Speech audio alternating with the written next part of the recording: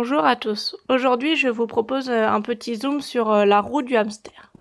Donc la roue est un élément essentiel dans l'habitat du hamster, parce que le hamster en captivité dispose d'un habitat suffisamment réduit en espace qui ne leur permet pas de courir suffisamment.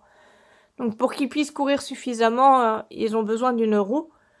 Donc la roue doit d'abord avoir une taille adaptée. Donc on peut voir ici une roue qui fait 30 cm de diamètre intérieur. C'est la taille minimum qu'il faut pour un hamster syrien. Il ne faut pas une roue plus petite que celle-là. Je vous mets ma main pour vous donner un ordre d'idée de la taille. Pour un hamster nain, il faut une roue de 25 cm de diamètre, sauf pour les Roborovski qui peuvent avoir une roue de 20 cm de diamètre minimum. Donc les diamètres indiqués sont des diamètres intérieurs et minimum. On peut mettre une roue plus grande si on veut à son hamster.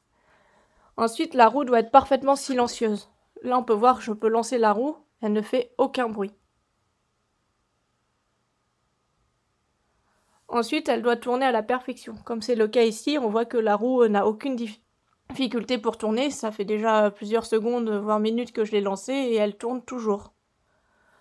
Ensuite, elle doit tourner parfaitement, elle ne doit pas briller. Certaines roues font des ondulations comme ça là quand elles tournent. Ça, c'est quelque chose qui est assez mauvais pour le hamster.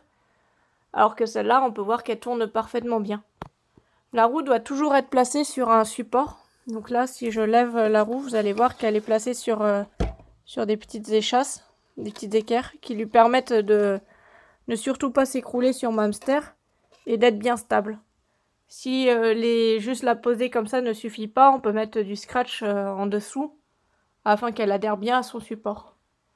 On peut aussi trouver des supports avec des petits crochets ou des petits bâtons en bois qui entourent le socle ou qui viennent se mettre sur le socle afin d'être sûr que la roue ne bouge pas. L'intérieur de la roue doit être plein. Il faut éviter les roues à barreaux ou les roues avec des grosses épaisseurs sur la bande de course. Certaines roues ont des gros bâtons de bois, ce qui peut blesser les pattes du hamster. Et pour finir, la roue doit forcément avoir un côté entièrement plein, comme c'est le cas ici. Bon, voilà, il y a le fond qui est entièrement plein, par lequel c'est sur ce fond qu'est fixé l'axe de la roue qui lui permet de tourner. Il faut éviter tout ce qui est roue avec des côtés non pleins qui serait dangereux pour le hamster, qui pourrait se coincer la tête ou une patte entre l'axe qui tourne et la roue et se blesser.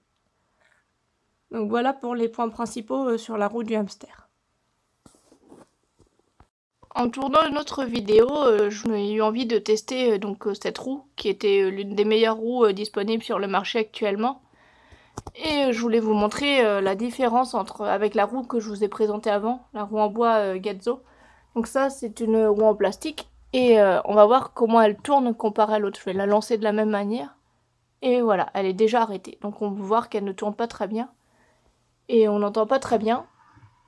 Mais elle n'est pas vraiment silencieuse non plus. Elle grince un peu, elle couine un peu.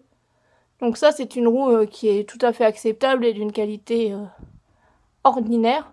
Mais maintenant, sur le marché, on trouve beaucoup mieux. Vous pouvez voir quand même qu'il n'y a rien à voir avec les roues classiques vendues habituellement avec les cages pour hamster. Mais c'est loin d'être la folie non plus.